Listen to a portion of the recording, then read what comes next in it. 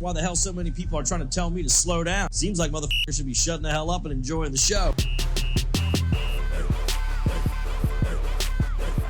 Miss Dee of Imperial South Code. That's your voiceover. We created for your ad. Welcome. Thank you. Now, you know, the winos literally have been begging for this information that you're about to drop. You know, they're always asking me, Tasha, please, can you bring somebody on to discuss, home ownership, building credit, building wealth. And I said, well, why not Miss Dee? Okay. Well, thank you. Because you just put me onto some information that I did not know about. And, I just bought my first house. Well, congratulations. Thank you to everybody that said I was in foreclosure out there twice with a CPN number. This is my first house.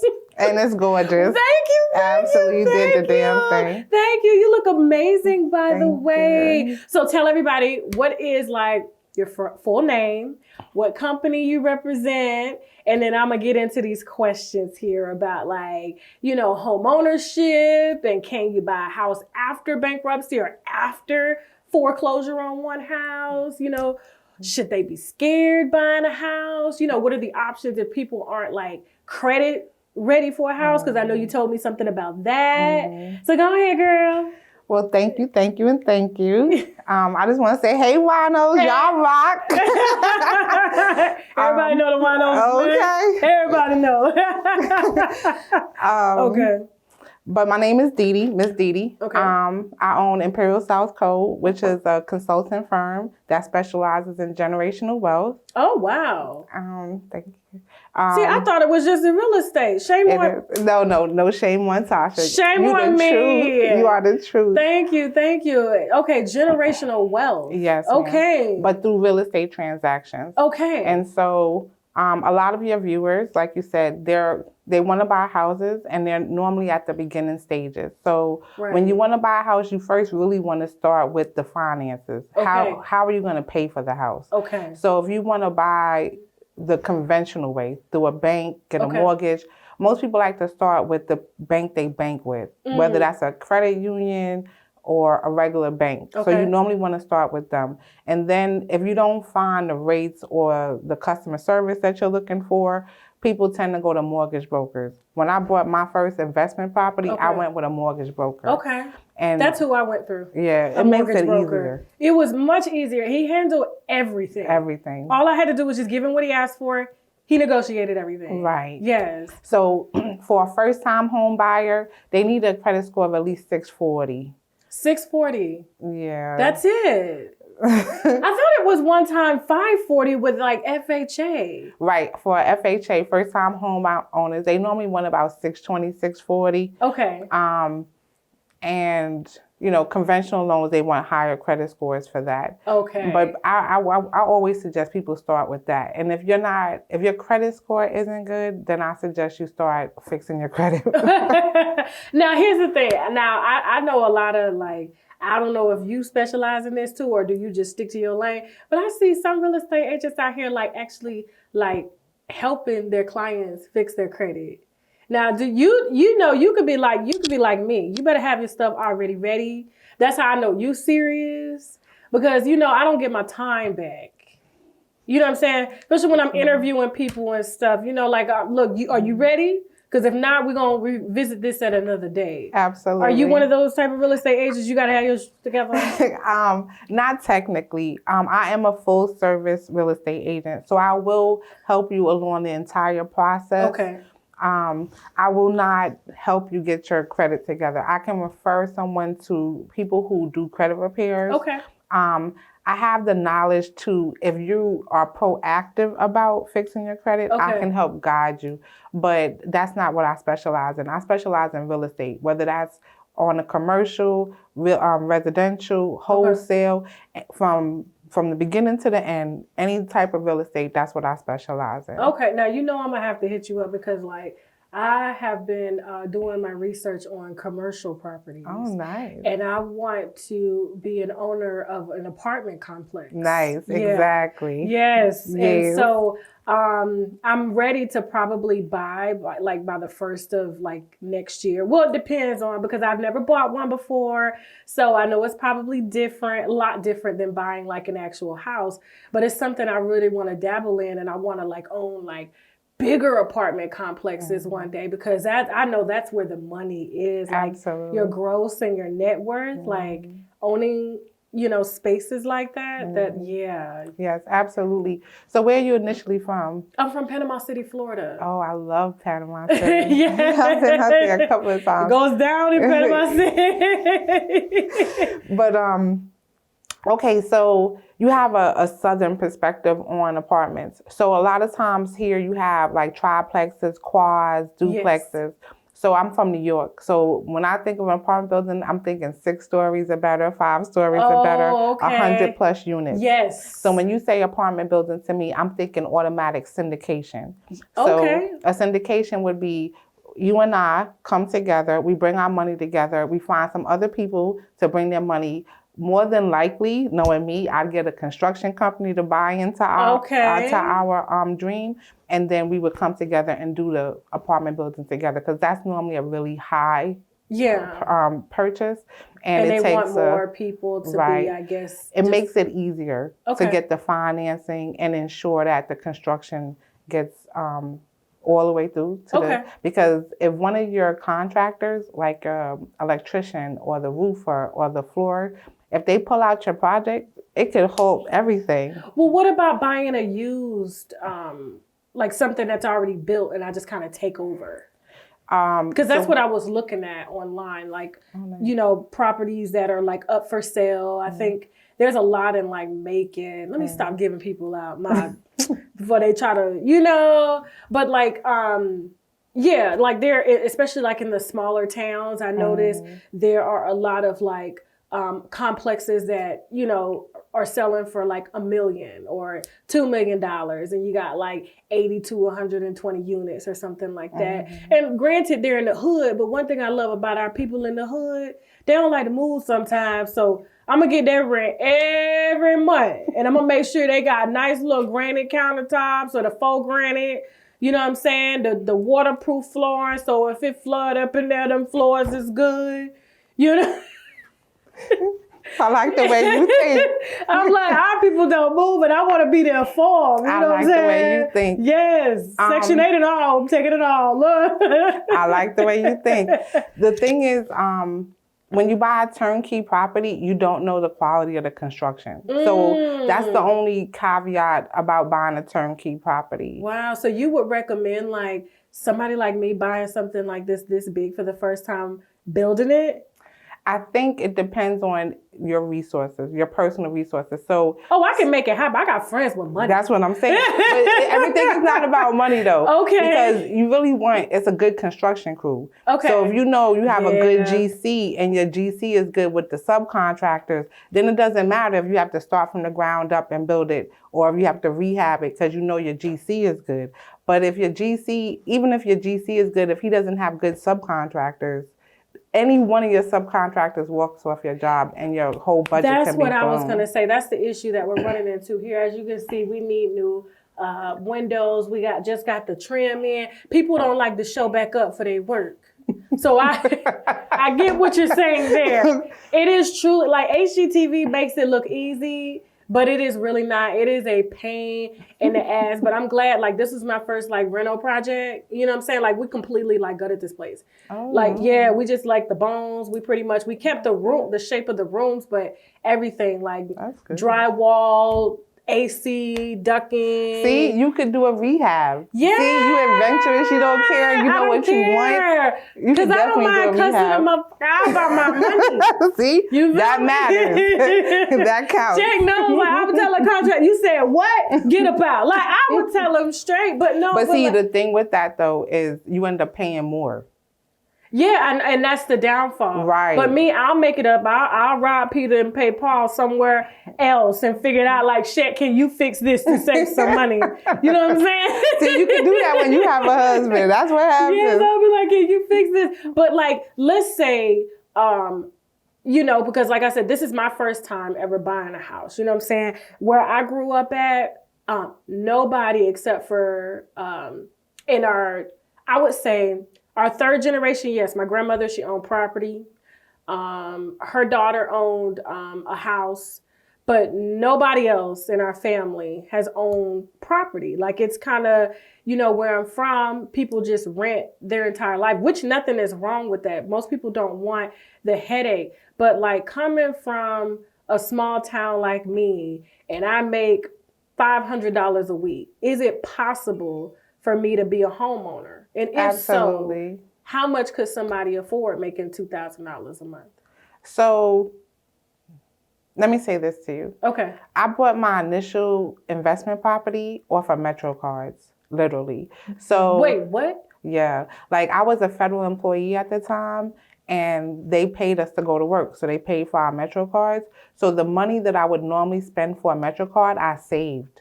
What? Yes, and I bought my first investment property off of Metro cards. Now, granted, someone listening might say, well, I don't get paid to go to work.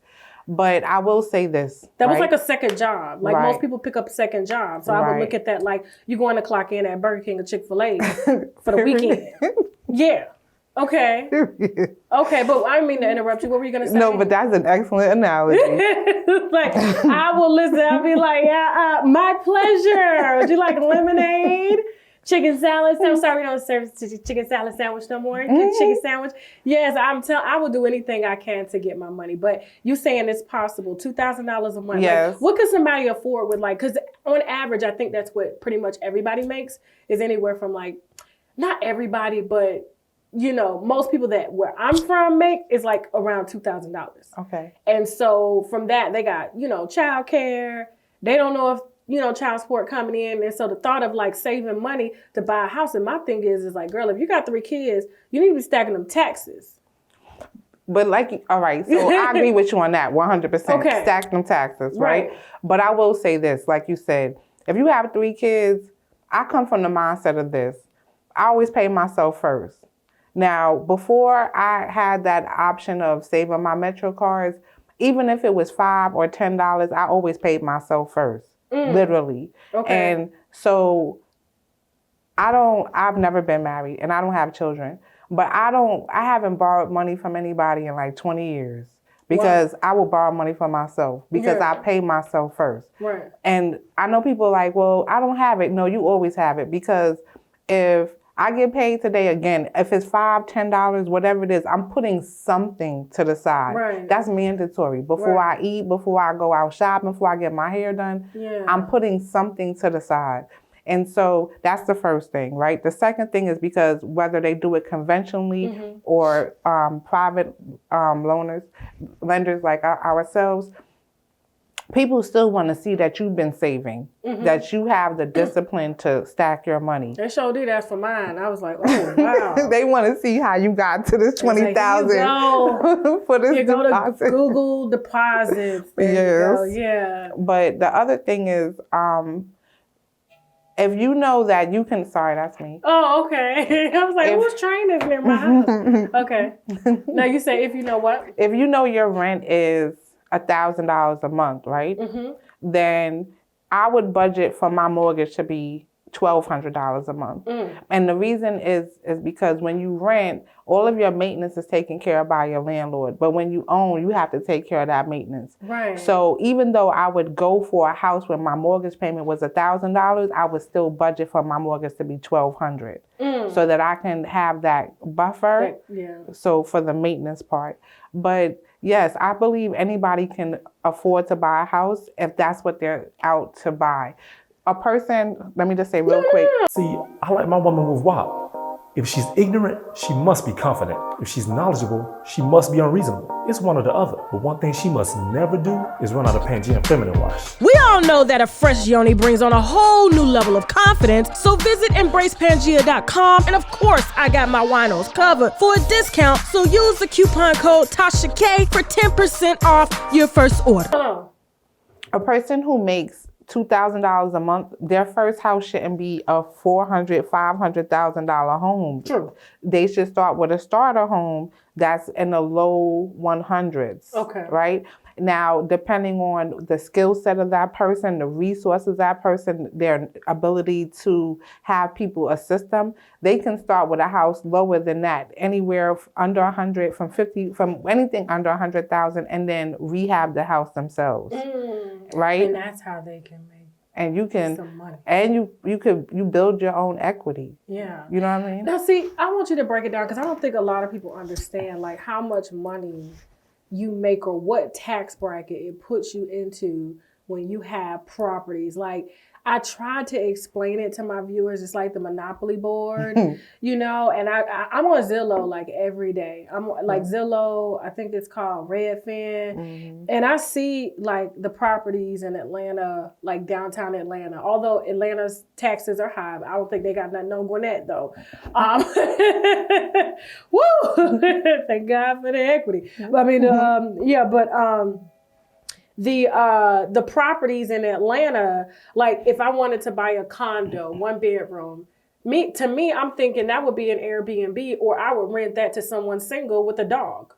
Right. You know, and those only go, I saw them listed for as low as like $40,000 in the condo buildings. I know that does not include like your HOA. Right. So the HOA is always separate, like you said, and that can be a car note depending on the building. Yes. Right. And the amenities. Right. But you're right. A condo is a really good option for someone, especially a millennium who doesn't want to worry about taking care of the grass and roofing and you know what I mean? A condo is a good option, especially if you want to get in, because you may not change your tax bracket per se by buying a house, but you will afford yourself tax shelters. Okay. Right? And so a person like myself who doesn't have children, I had to buy investment property because there was no other way for me to dodge some of the taxes. Like I was getting killed from work, from shopping, and then like, so I used the house and my company was ways to like help alleviate some of that, the beatings I take. But a condo is a good way to start because it's cheap, but you have to take in consideration that you have to get past the board. Oh, the city of Atlanta? No, the HOA board. So when you can stop your loan? No, they can stop you from buying. So when you go to buy a condo, the condo board has to approve your application. So you have to pay for your application and do your interview, none of which is refundable. And some of them ask for deposits before they even tell you. Wait a minute, isn't that kind of like racist though? Well, they don't have to tell you why they declined you. So it being a racist reason may not be the answer, but they can definitely decline you. So like I was invited to buy a condo, literally I was invited to buy a condo in New York. And I was excited because I was like, oh, I could afford it. It was like, girl, I was going to pay cash. It was like $30,000. I was like, sold, right? Oh, wow. And so I went, you're good. I went and I did my interview and everything. I was so excited because I was invited, right? They declined me. They just wanted my application fee. What? I was so tight. I was so upset with them. I couldn't believe it. I don't like the idea. That kind of puts me in the mind frame of when they didn't give African Americans loans. So I would be really tight being that like I'm a black woman sitting here and you declined my application and you didn't tell me why. Whereas a bank will have to tell me why. You know, other credit factors, delinquent accounts. Bankruptcy. You see what I'm saying? Now, they have to do that in Atlanta too? Well, it's a condo thing. So like, you know, it's they're people. So everyone's different. Like that's not a standard where they don't have to tell you, but it's something that is definitely a part of the process to buy a condo. You definitely have to be interviewed. Yeah. I did not know. So co-ops too. They gonna get caught. Stop messing with me. They'll probably love you. No, I don't understand why I got to interview to live here. Like I should be able to live where I want to live if I can afford it. Not in a condo, because the condo is such an intimate. You are a part owner of the building, like you own the shared spaces. Yeah. So your neighbors, they like own a building with you. They want to make sure they like you. That's I don't like that idea. I know they probably think it's cute, but like I don't like that idea because like if I want something and you're telling me no because you got a feeling that I won't fit in here, see now I'm gonna have y'all in court. I'm gonna have y'all in court like, oh, tell me why. My credit's good. I ain't got no complaints from my current neighbors. Why? They're gonna tell me something. I'm gonna have all their asses paying me in a lawsuit. And I'm not so happy. But anyway. But no, what I wanted you to, because you said you specialize in like, you know, increasing general wealth. I mean, generational wealth. I said general wealth, but generational wealth for people. Like, how do people go about building wealth buying homes? Now, I know it's easy to say, oh, you own properties, you're wealthy, but some of those properties may not be worth anything. But how do you go about helping people to build generational wealth using, you know, like you said, some of my clients, their home purchase is their first home purchase in their family. Okay. Like, you know, that's huge. That's gonna definitely change the trajectory of their family. That will automatically ensure generational wealth because they now have an asset that they can pass down. Okay. To someone else in their family, whether it's their children or whomever they want, right? Okay. So that in itself is huge. In addition to that, like I said, you now have an asset which will appreciate over time. That appreciation, so hypothetically, you buy a house at $150,000. In 2 years, 3 years, 5 years time, it's still increasing. So hypothetically, in 5 years, okay, I bought a house in Marietta for $120,000. Okay. I sold it 5 years later for $225,000, I think. I made like $80,000 off that deal. Yeah, that's easy money, especially if somebody like, girl, I'm gonna tell these girls, like, listen, stack your little, you know, tax money, put that in, buy you a little something. I would say, like, my best friend, it was the smartest thing she had ever done. This is what really put me on game. She bought a house. She was looking for a house everywhere. Everything was out of her price range because the bank had only approved her for $112,000. Now, mind you, she's got 4 kids and a husband. And they're looking everywhere. So then, you know, of course, you got to look outside of the city, you know what I'm saying, when you're buying, you know, properties in that price range, because typically everything close to the city is more expensive. So she finally finds a house. It was a foreclosure. She paid $92,000 for it, okay? It was a stucco house. It was a stucco house, 6 bedrooms, full in-law suite. Okay, I know, right? And so when she sold the house, she stayed in the house 10 years. When she sold the house, they did her, you know, some small renovations here and there, but I think her mortgage going in was $682. You know what I'm saying? And I'm like, she was like, girl, I was paying $1,100, $1,300 in rent until when she bought a house and she just saved her taxes with her husband. She's like, I never thought in my life I'd be paying like a mortgage for $600. She said, I'm saving way more money living, like buying a house. And being that like it was a foreclosure, it had equity already in it. So she went into the house with like $30,000 extra. So for people who don't know, equity in the house means that she can take $30,000 of cash out from the bank and put it in her pocket and use it for whatever she wants. And that's exactly what she did. She went and bought her a Suburban because she got too many damn children. And so, and you know what's so funny is the house had risen so much in equity that even when I think she put like $20,000 down on the Suburban because it was like $50,000. So she had a little payment. It wasn't like like Suburban payment, which would be $1,000.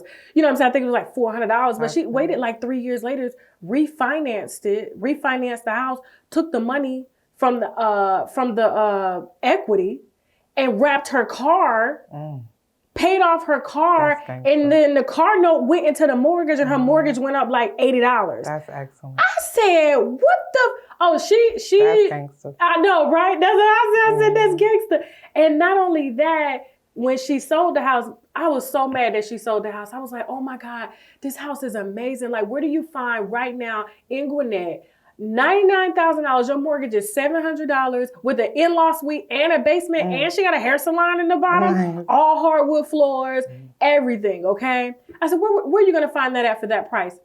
She sold that house for $300,000. I know, that's how you do it. I said, that's and she pocketed that that's money. How you do that. She was like, that's why I sold it. And so I was like, what? Yeah. So her husband still works the same job they worked when they bought that house, and it was $99,000. And because she had that extra money, she went and bought her a $400,000 property. Period.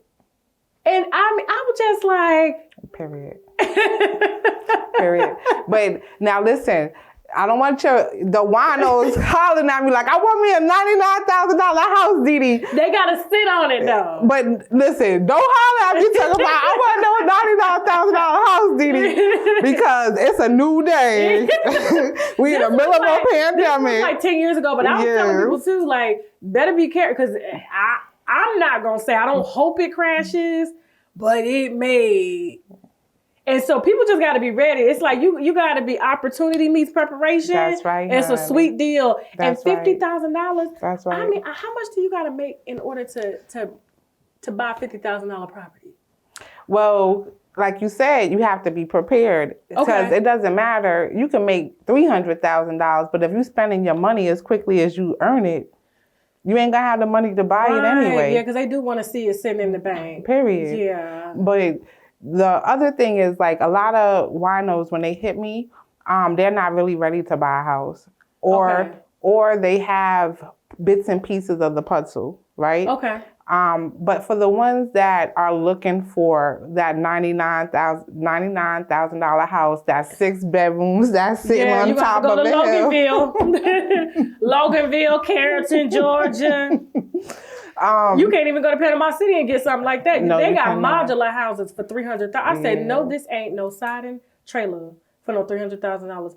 No way. I told my mom, I said, you need to get up out of there. Yeah, Panama City stepped this game up. I was looking at some condos out there, and I was like, they are bugging. They don't have to renovate them or nothing. Nothing. Because they know. They think, it's a gold mine now. Because it is. It's sitting on the water. It's like, it's 10 minutes from Atlanta. Like, I'm exaggerating. I'm exaggerating. No, it's okay. But I wanted to tell you, like, so what I do for a lot of winos when they hit me and they have bits and pieces of the puzzle, when they want more than what the bank is willing, like you said, the bank will say you can have this amount of money to spend on a house. Okay. So what I'm doing for them is I'm showing them properties that are not on the market for sale. Oh. So I'm sending them like expired listings, or what I would call like wholesale deals, because I deal with wholesalers, I deal with residential, commercial, anything that has to do with real estate. You holler at me, because I'm about that life in real life. But so I'm sending them the off-market properties. This way that they have more negotiation room, and it's easier to find that diamond in the rough. Oh, you see? Yeah. Because like you said, if you're willing to put in the sweat equity and you have the resources or the talent to do some sheetrocking or do the flooring and just do it yourself a little bit at a time, you might not get the dream. You'll get your dream house. It may not look exactly where you want it. You might have to finagle it a little bit. There's no perfect house. And I learned that looking for 2 years. I mean, I would look and get so upset. I walk in the house. I'm like, this is not it. This is not it. But I knew, like, dealing with my real estate agent, she was like, listen, when you know, you know. Like, I'm not even going to try to. And I remember walking into this house. I didn't even walk into the house. I stepped foot on the driveway. And I said, oh, this is my house. And Shek was like, no, it's not. I said, oh, yes, it is. He was like, you haven't even seen inside yet. I don't need to see inside. I feel it. You know what I'm saying? It was the neighborhood. It was the position. I'm like, oh, this going to be my White House on the hill. Hey. Look, where the black people at? Right there. No, but like, I remember like buying this house. It had sat on the market for 1.5 years. Oh, wow. And it was because when people walked in, the owners, they were very into their lifestyle, which was hunting. So when you walked in, you had deer heads looking right at you. You know what I'm saying? This right here, you will never believe this was all concrete, moldy. This room right here that you're sitting in, like, you would never think that. Like, matter of fact, I went live and it had a concrete wall. It was like, why is it dirty back there? I'm like, don't worry about that. We got some sheetrockers leaving the job. Come in here, okay, on the side. You know, this is great. Thank you. Yeah. But no, like, he had like bow and arrows in there, chop shops where he would chop the deers up and he would split their heads in them. It was crazy. Like, and I could see why people walked in, and then they had the antique furniture. So it just looked like they had a little ghost named Mary up in here. My friend was like, you're not buying this. I said, no, listen, you see this neighborhood? It was underpriced. Everything in this neighborhood started at $600,000, $700,000. I was like, this house $300,000. Oh, do you know, you really gonna do that? Watch me. And I did it. Straight and now like all that. the neighbors have came and invited us. And look, thank you so much for, you know, fixing up the house. I mean, you really helped our houses. Yes. I was like, you're welcome. Yes, and that matters because you reinvigorated their equity because their equity was dropping and dropping. Yeah. That matters. I know they do. Oh man, love like, you. and we had equity coming in here. I think it was like 40 to 50 or whatever. I didn't even touch that. I didn't touch it because we had something to work with to renovate. And so, yeah, I just want to say, like, I think it's amazing, like, when we have our people like you that are teaching generational wealth and, you know, starting with people from the bottom, you know what I'm saying? Working them up. And I just kind of want them to know everything. And that's why they were like, Tasha, can you bring Miss Didi on to talk? I said, sure. It's my pleasure. Honestly, it really does start with stacking your money. You have to have something to bring to the table. And like you said, we're in the middle of a pandemic. And with all of these things going on, we don't know how it's going to affect us later on. Right. So at the very least, work on your credit. Like, you know what I mean? If you know that, start with the smallest bill. Knock that one out first, so you can have that sense of accomplishment. Then go on to your next bill. So if your next bill, you was already paying $50 and you knocked off one, then add $20 to that and put $70. But put that extra $10, because the other bill should have been at least $50, right? So put $20 on another bill, put $10 in your savings. You know what I'm saying? Yeah. Like, you have to pay yourself first. It's imperative. It took me, the 2 years I was looking for a house was the 2 years it took me to fix my credit. My credit wasn't bad. It was just, we had filed bankruptcy and never established it after the bankruptcy because it was just like, we had so much debt from like our transport company. I was just like, this. So once that was gone, I didn't even want to take nothing out because I was just like, I don't want to owe nobody. You know what I'm saying? And so it literally, fixing my credit was probably like the best thing. I think I had a few medical bills and that's it. But like, just, you know, looking at that credit score and it's almost like 800, it's like, oh, I never thought in my life I would ever have close to an 800 credit score. He don't even look at his credit score, my husband. That's good. That's how good his credit is. That's excellent. He just got his American Express back. I was like, do you know how good this is? He was like, fucking credit card. I'm just like, no, it's not. If you knew the work I was doing.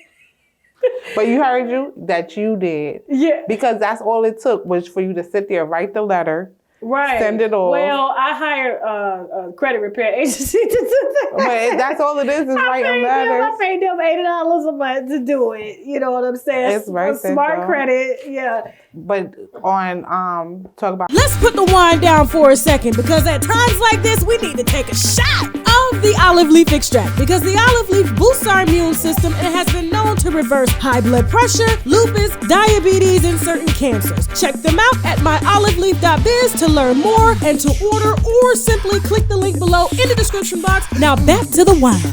Fixing your credit. So you asked me before we were on camera about trade lines. Yes, because they oh my God. I said something to them about trade lines, but I said I need an expert to talk about that because all I know is just the buying process. That's it. Right. So if you are the type of person who spends, like if you will whip out your credit card in a heartbeat and swipe it, a trade line is not for you. Like, that is not your answer. Because when you're in the process of fixing your credit, there's only but so much you could do. A trade line is a line of credit that is going to report that you have a line of credit to the credit agencies, but they're going to give you a large line of credit. So a lot of times people use like jewelry stores or big box stores. Like I don't want to like, promote anybody's company. So, but the trade line, you have to use the credit in order for them to have something to report. Right. You know what I'm saying? Right. So if you go buy a $10,000 ring, like that's kind of bad for your credit. that's not a good look. Yeah, and that's one thing is like when it was explained to me and when I used it, because I did use one. And it didn't help because I didn't keep it long enough. And then, like you said, I didn't use it. So my best friend, who had like a $20,000 limit, added me and had a card sent to me. She was that's just the like, best. She was just like, use it, but you better pay that before the due date. I never used it, even though it showed on my credit report, but because I never used it, it didn't work, and we didn't need it. So, well, okay, so that's another trick. So, like you said, your best friend had a line of credit for $20,000, right? So, what she could have done is ordered you a card and never gave it to you. Well, she did, but she gave me the card. Right, though. but if she didn't, so like the rest of us, right, who don't have good friends like yours, who don't really love us like that. Shout out to Keisha, she's a good definitely one. She's shout out to her. She's definitely about to die because the rest of us, we can't pull that I had off. a couple of friends that wouldn't mind. They was like, what you need, Tasha? Because I'm the type of person, if they need something, I got them. So I was just like, I need this one thing. And they know me. Like, I'm never been the type to ask for money. But I was just like, look, I need this for this jump, okay? Well, you did that. You need to keep her forever and ever. But for the rest of us, right, what a person who has the good credit can do, they can get them a card and then keep it. And as long as that person continues to keep their good credit, the other person, being you, would benefit from it. Even though you've never touched the card, you've never used it, nothing. But the fact that they continue to do well will automatically bring your credit score up. Be nice to your friends. Please. And have good friends. And your auntie. Yes, and your auntie. Because the aunties really have it. They be acting like they broke. And they got them credit cards. And all you got to do is say, add me, but don't give me no card. Don't give me the card. Yeah. Keep the card. And my cousin told me he would pay my card for me. And I was like, now I'm not going to lie to you. I know. I said, I ain't going to lie. I told him he ain't have to pay the whole bill. I told him he paid half the bill, and then you know what I'm saying? Because it was my bill. Shout out to your cousin, because I ain't had nobody that was going to pay the cards. But look, I said I didn't make him pay because I made the bill myself, but he wanted to build up his credit. So he was like, he'll pay the bill for me. So I was like, yeah, and that's a good thing too, like, because a lot of people don't know that. Like, if you ain't got no credit, I mean, that's pretty much like, they say it's bad credit, but it's really not. Because I remember, like, when my husband had no credit, this is when he, came to the country. He had been there like 5 years, never had a credit card. They gave him like $10,000 worth of credit line. American Express. I was like, whoa, like, I can't get that because my mama jacked up my credit by the time I was 18. But I'm gonna do well by my daughter. She's actually getting added to my credit card. So when she turned 18, she don't need me to sign for nothing. That's excellent. She got it. She can go buy a house if she wants to. That's excellent. Now that's the other thing. So like my godkids, I don't have any children, but I have grandkids. Don't hate. But my babies, they're getting buildings. Like you said, houses. Yes. So like, you know what I'm saying? So my investment properties, that's what they're getting. Even if, so like one of my granddaughter, she's just getting the proceeds from the rent. You know what I'm saying? Yes. And that's just going in an account for her because like you said, by the time she's 18, I don't want her to ask somebody for nothing, for a car payment, for nothing. Her college, even though she has great parents, like, you know what I'm saying? Can you be my godmama, please? I'm trying to adopt Man, I was family. paying off phone bills when I was 12 years old at the age of 25. I was like, it was like, if you want it off, you're just going to have to ask your mom to pay it. I said, well, I'm going to ask Lexington Law to hit y'all ass with the papers. And they did. They took that shit off. Because you were too young. Right. They knew you were a minor. Exactly. But they were still talking shit. Well, you could press charges against your mom. What? Oh, y'all done lost y'all mind. Yeah, they won't. Yes. They won't. But no, what were you going to say? So your godkids, but that's a generational wealth tactic. Wow. You know what I'm saying? So you buy the investment property because So we discussed it, but we didn't touch on that part. So I bought the investment property and I sold it. Yeah, I made money off it. But the house took care of itself the entire 5 years. I never put one dime into it. My tenants paid all the rent, plus I made money off of it. My original investment property paid for my Beamer. My convertible Beamer. I never paid for my Beamer. No, not anymore. But when I had my Beamer, my investment property, I never paid for my Beamer. The only thing I paid for was my car insurance. And I would tell you, listen, you ain't got to, look, you can be a felon.